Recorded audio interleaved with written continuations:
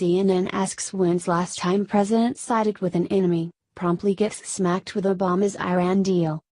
CNN took it on the chin in a big way, after they ignorantly wondered about the last time a US president sided with an enemy. Have liberals been snoozing for the past 8 years?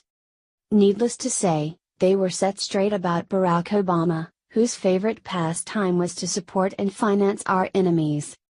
From Town Hall. It's as if the past 8 years never happened.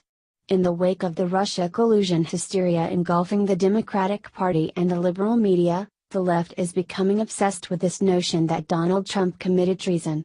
It reached a boiling point after Trump's meeting with Russian President Vladimir Putin in Helsinki. It was not Trump's best moment.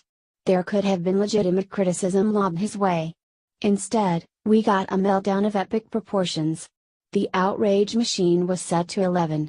So, as Russia-Trump-Treason Theater reached its 90th act, in which not a shred of solid evidence to corroborate collusion has been found, CNN decided to ask what happened the last time a president chose America's enemies over its friends. The piece discusses Reconstruction and Andrew Johnson, as if we have to go that far to find what this person thinks is an example of an American president chose our enemies over our allies.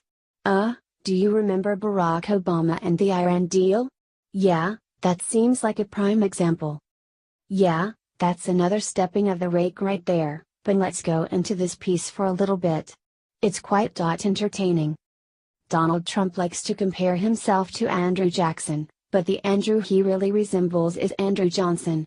What they have in common are delusions of personal grandeur and a tainted ascent to the presidency. Trump was elected by a minority of the American electorate, with help from the vagaries of the Electoral College system and from considerable Russian interference. Johnson became president thanks to an assassin's bullet. While Johnson immodestly compared himself to Jesus and Moses, Trump claims he is the best at everything, even boasting recently on Twitter that his popularity among Republicans exceeds that of Abraham Lincoln. Indeed, pundits have likened today's partisan divisions to those of the Civil War era. But they more closely resemble the politics of Reconstruction, the period after the war when for the first time in history, an American president, Johnson, was impeached by the House of Representatives. But the resemblance between the two men goes deeper. Johnson's white supremacist views were blatant and his policies precipitated a constitutional crisis that put the president at loggerheads with Congress and his own party, the Republicans.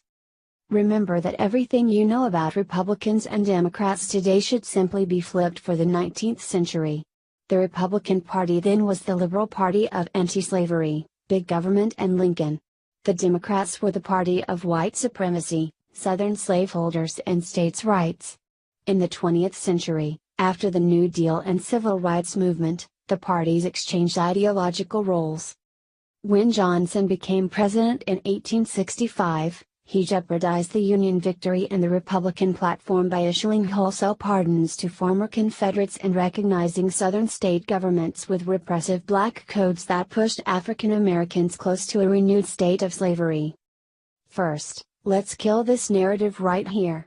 Did Hillary Clinton win more popular votes than Trump? Yes, around 3 million more thanks to the insufferable legions of progressive voters in California. Did she win the popular vote? No. Unless 48% is greater than 50%, Clinton didn't win the popular vote. In our entire history, we've had 5 elections where the winner of the race won the Electoral College but lost the popular vote. It's a system that favors those who can win all over, and just the coast and cities. Trump had that, not Hillary.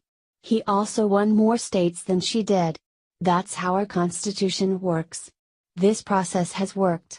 And this nation will continue under that system so far, though there have been debates about reforming the Electoral College.